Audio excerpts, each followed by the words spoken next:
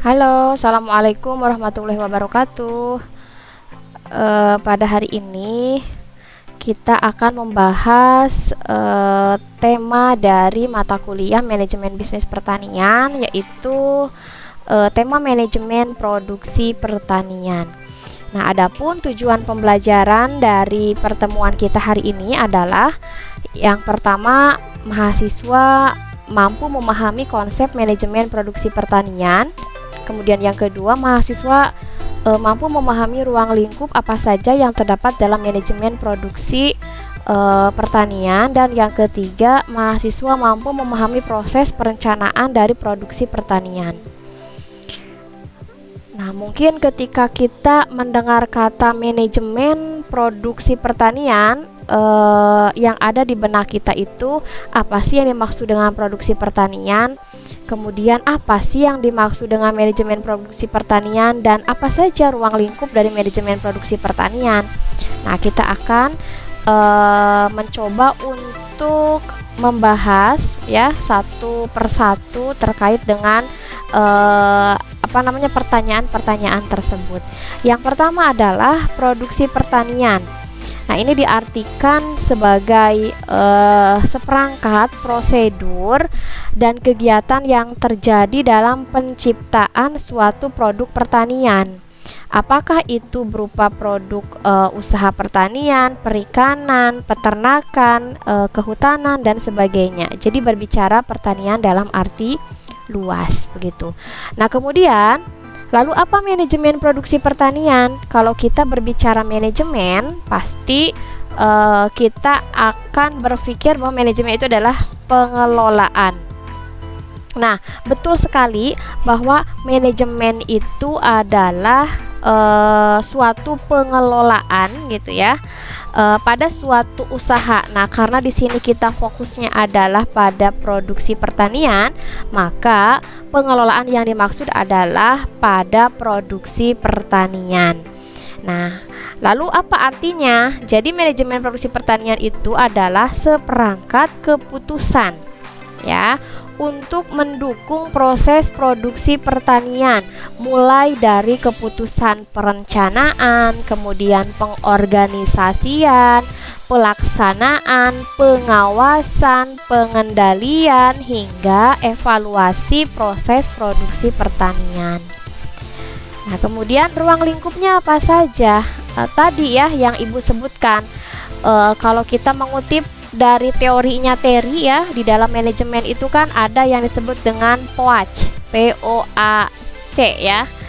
Planning, organizing, kemudian actuating, dan controlling. Paling tidak mencakup 4 poin itu gitu ya. Itu kalau kita berbicara manajemen seperti itu.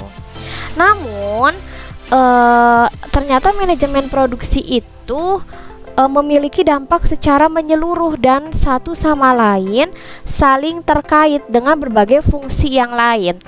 Misalnya fungsi apa? Yang paling dekat biasanya ada yang disebut dengan fungsi keuangan, ya kan? Kemudian juga fungsi personalia, fungsi penelitian dan pengembangan, fungsi pengadaan dan penyimpanan, dan juga fungsi-fungsi lainnya. Lah, apa contohnya? Misalkan ketika seorang manajer produksi memutuskan akan menaikkan produksi hingga 10%. Nah, tentu keputusan ini tidak bisa berdiri sendiri.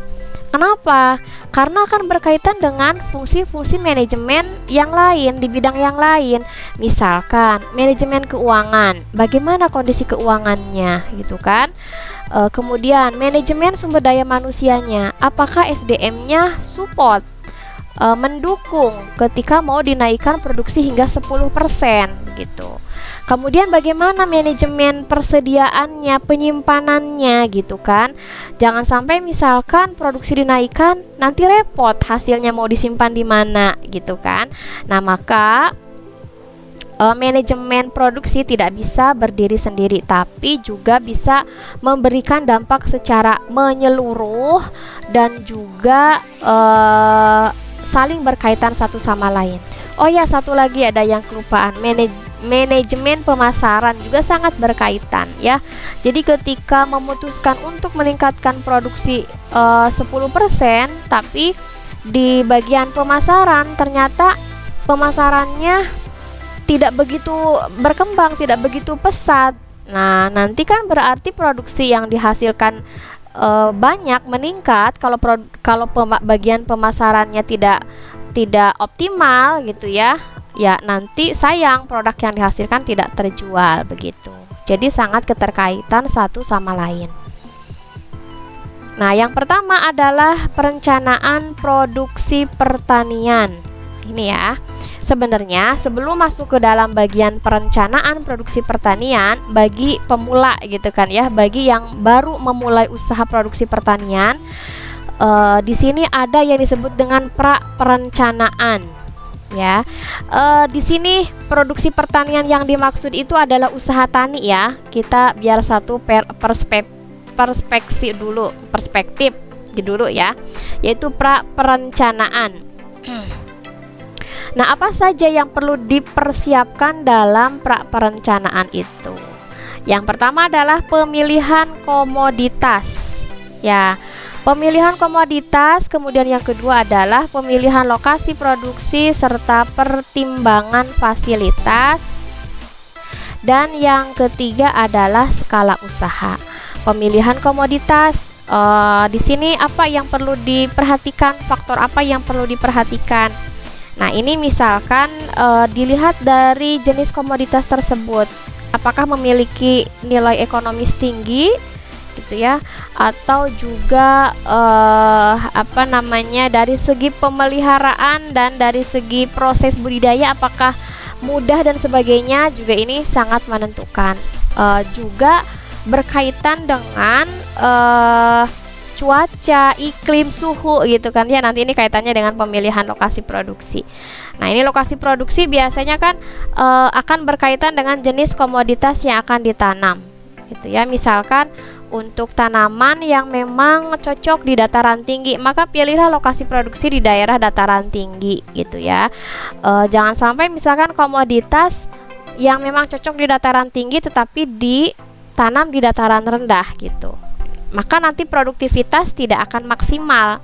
Memang bisa disiasati dengan dibikinkan rumah kaca dan sebagainya ya, diatur suhu, kelembapan dan sebagainya. Namun di sana ingat ada cost, ada biaya yang harus dikeluarkan.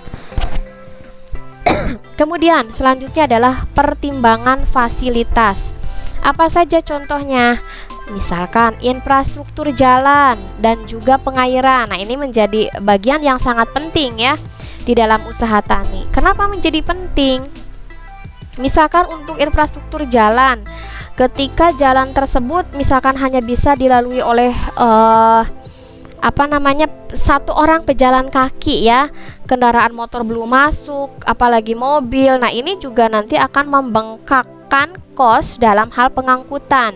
Apalagi lokasi usaha taninya itu jauh dari jalan utama gitu kan. Maka di sini pasti akan berkaitan dengan biaya yang harus dikeluarkan. Begitupun skala usaha. Nah, ini ya skala usaha. Skala usaha juga sangat menentukan. Ya, misalkan di sini biasanya untuk bidang hortikultura itu nggak perlu menggunakan skala usaha yang besar.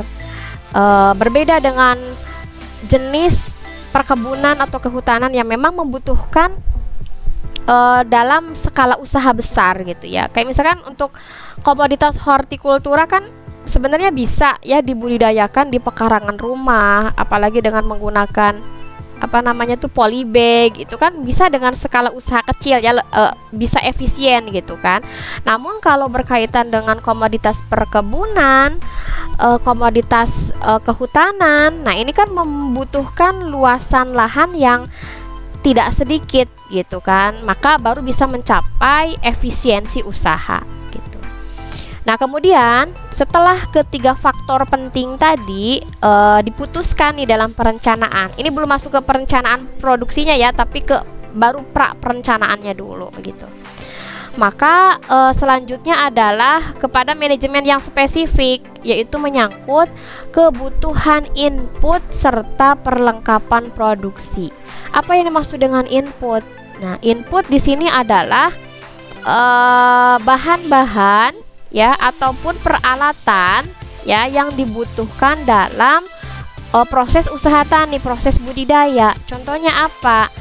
Bibit tanaman, pestisida, kemudian pupuk, obat-obatan dan sebagainya gitu ya.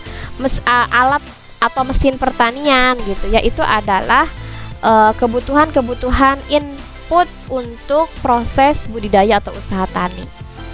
Itu ya, itu di perencanaan. Kemudian masuk ke bagian perencanaan proses produksi pertanian.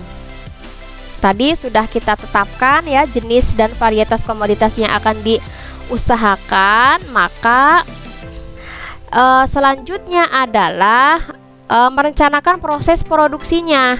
Apa saja? Yang pertama adalah dari segi biaya produksi. Nah, ini biaya produksi juga sangat penting ya, karena ini juga sangat mempengaruhi gitu. Biaya produksi kita lihat di sini. Nah, ini ya. Apakah berasal dari modal sendiri atau modal dari sumber luar gitu ya? Apakah dari pihak perbankan atau dari koperasi, keluarga, teman dan sebagainya. Ini terkait dengan biaya. Kemudian selanjutnya ada penjadwalan proses produksi. Nah, ini ya. Mulai dari pembukaan lahan sampai dengan pemanenan dan penanganan pasca panen. Penjadwalan tanaman hortikultura umur pendek disesuaikan dengan fluktuasi harga dan permintaan dalam setahun. Lalu apa saja hal-hal yang perlu diperhatikan? Yang pertama adalah jenis komoditas. Kemudian yang kedua kecenderungan permintaan dan fluktuasi harga. Dan yang ketiga adalah gestation period. Apa itu gestation period? Nah, gestation period ini adalah siklus tanaman ya. Misalkan untuk cabai gitu ya, yang memiliki gestation period dari mulai penanaman hingga panen itu selama 3 bulan. Misalkan itu gestation period. Nah, ini tuh sebenarnya bisa dijadikan pertimbangan ketika kita mau mulai menanam atau mulai menanam ya. Nah, yang dikaitkan dengan fluktuasi harga, misalkan gini, misalkan di bulan Juni gitu ya, atau di bulan Desember, misalkan contoh di bulan Desember itu ada mau ke tahun baru gitu kan ya, atau ada hari raya misalkan Natal dan sebagainya gitu kan, yang mana permintaan terhadap bumbu-bumbu itu kan tinggi ya, termasuk permintaan terhadap cabai misalkan itu di bulan Desember. Maka lalu kita merencanakan, oh berarti kita ngitung mundur untuk cabai itu kan memiliki gestation periodnya itu 3 bulan. Maka ya paling tidak di bulan akhir Agustus atau awal September itu udah mulai nanam, agar nanti pas ketika di Desember permintaan tinggi, stok tersedia gitu kan. Itu. Nah, itu bisa direncanakan. Oke, jadi jangan sampai misalkan sekarang lagi tinggi terus nanam gitu kan ya, nanti pas ketika panen malah murah gitu. Apalagi tidak ada event-event perayaan gitu kan ya. Ya makanya di sini harus direncanakan gitu ya. Kemudian ada pola produksi. Pola produksi itu apakah dibudidayakan di monokultur gitu kan, tunggal, atau ditumpang sarikan dan sebagainya, pembiayaan dan sebagainya. Ini hal-hal yang perlu diperhatikan ketika penjadwalan proses produksi. Kemudian perencanaan pola produksi pertanian. Nah, tadi sedikit ya sudah Ibu singgung. Nah, ini ada apakah menggunakan komoditas tunggal atau komoditas ganda atau multi komoditas gitu kan. Begitupun sistem produksinya, apakah dengan pergiliran tanaman, produksi massa dan sebagainya. Yang keempat adalah perencanaan dan sistem pengadaan input-input dan sarana produksi pertanian. Nah, Apa saja di sini? Yang pertama adalah mengidentifikasi input dan sarana produksi yang diperlukan, dilihat dari jenis, jumlah, mutu atau spesifikasinya. Input itu terdiri dari apa saja? Misalnya bibit, pupuk, pestisida, tenaga kerja, modal, ya. Kemudian saprotan terdiri dari apa saja? Areal tempat produksi, perlengkapan, peralatan, bangunan pendukung, teknologi. Nah, ketika kita mau menentukan input yang akan dipakai dalam proses produksi pertanian, tentu kita harus mengidentifikasi dulu. Misalkan, Ibu ambil contoh bibit. Nah, ya. Bibit di sini apakah nanti kita mau membibitkan sendiri atau kita membeli bibit dari toko bibit atau toko benih dan sebagainya gitu kan. Nah, tentu ini sangat berkaitan dengan pembiayaan. Ya, di sini ada sistem pengadaan, ya kan, membuat sendiri atau membeli. Kalau misalkan dari segi pembiayaan, misalkan wah nggak ada nih kalau harus beli bibitnya gitu kan, akhirnya ya udah membibitkan sendiri misalkan. Nah, ini juga nanti ada konsekuensinya. Misalkan kalau hanya menggunakan pembibitan sendiri kan dari segi kualitas atau kuantitas mungkin belum terjamin ya. Tapi kalau misalkan beli bibit yang sudah tersertifikasi atau bibit unggul dan sebagainya, tentu kita merogoh kocek, merogoh biaya lebih banyak lagi gitu kan, karena harus membeli bibit tadi.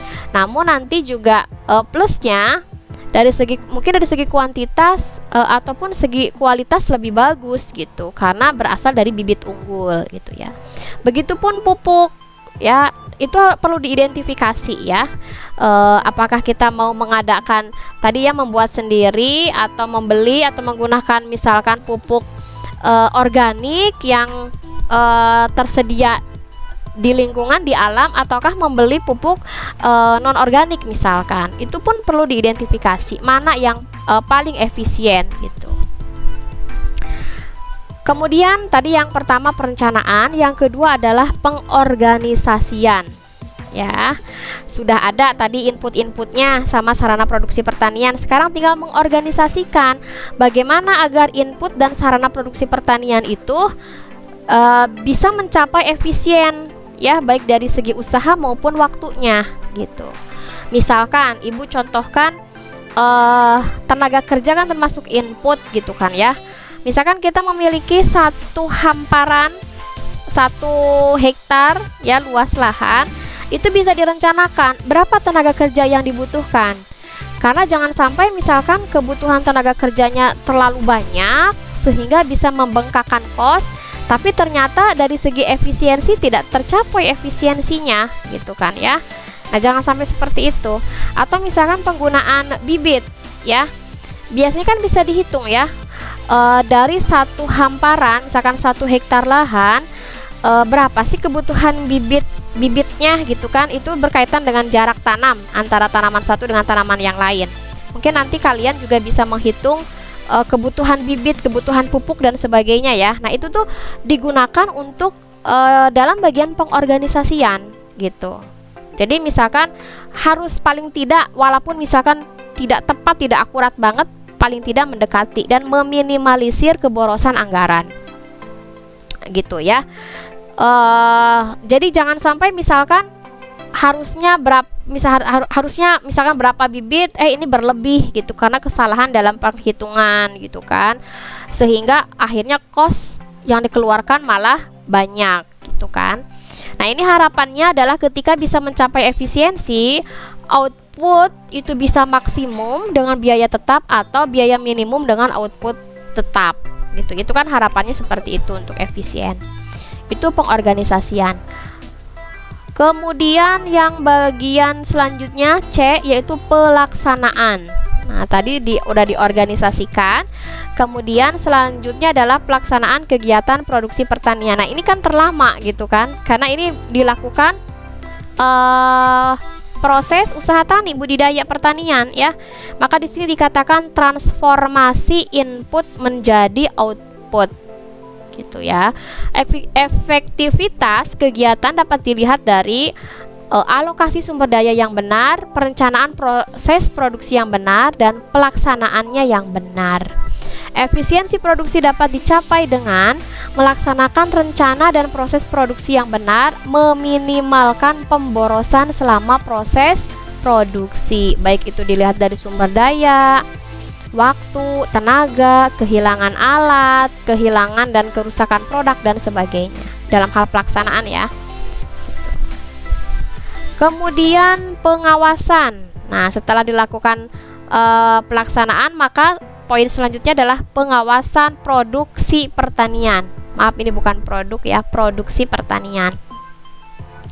Pengawasan dilakukan agar semua rencana dapat berjalan sesuai dengan yang diharapkan dan semua karyawan melakukan apa yang telah ditugaskan sesuai dengan pekerjaannya masing-masing. Pengawasan itu dimulai dari apa saja? Dari penganggaran, proses, input, jadwal kerja, dan lain-lain. Apalagi perusahaan pertanian yang sudah besar ya, gitu. Maka di sini harus dilakukan pengawasan mulai dari penggunaan anggaran. Jadi jangan sampai misalkan penggunaan anggaran yang seharusnya sekian tetapi dia markup. Nah, itu ya. Maka akan terjadi pemborosan anggaran. Begitupun di bagian proses ya. Benar-benar harus diawasi agar hasilnya bisa maksimal. Selanjutnya adalah evaluasi. Nah, ini yang kelima, bagian E, evaluasi produksi pertanian. Evaluasi dilakukan secara berkala, mulai dari saat perencanaan sampai akhir usaha tersebut berlangsung. Jadi evaluasi itu tidak hanya ke hasil akhir ya, tetapi selain mengevaluasi hasil akhir, juga dievaluasi mulai dari bagian perencanaan. Ya, bagaimana misalkan bagian keuangan yang menganggarkan, bener nggak nih beli bibit yang berkualitas baik, bener nggak nih beli pupuk sekian, bener nggak nih misalkan melakukan penyewaan peralatan, misalkan gitu ya. Begitupun di bagian pengorganisasian, di bagian pelaksanaan gitu kan. Nah, apalagi di bagian hasil. Nah, ini kenapa bisa seperti ini? Biasanya misalkan 1 hektar itu menghasilkan 8 ton gabah misalkan gitu ya. Tapi kenapa ini cuma 3 ton atau 4 ton saja? Apa yang terjadi gitu ya. Nah, memang kalau misalkan risiko alam kan kita tidak bisa memprediksi ya. Misalkan banjir atau bencana alam yang lainnya gitu kan. Nah, ini yang bisa kita fokus di bagian yang hanya bisa dikuasai oleh manusia saja. Ya, misalkan tadi ya, penggunaan anggaran yang baik, pemilihan input yang tepat, penggunaan sarana produksi pertanian yang tepat, yang efisien, yang efektif, gitu. Itu kan yang bisa kita lakukan. Kalau di luar misalkan tadi bencana alam, itu kan di luar kuasa manusia gitu kan ya. Nah, jadi bisa kita evaluasi tadi yang berada di di kuasa manusia gitu kan, yang bisa kita kuasai saja gitu. Maka ketika terjadi penyimpangan dari rencana yang dianggap dapat merugikan, maka segera dilakukan pengendalian. Nah, ini ya, pengendalian produksi pertanian.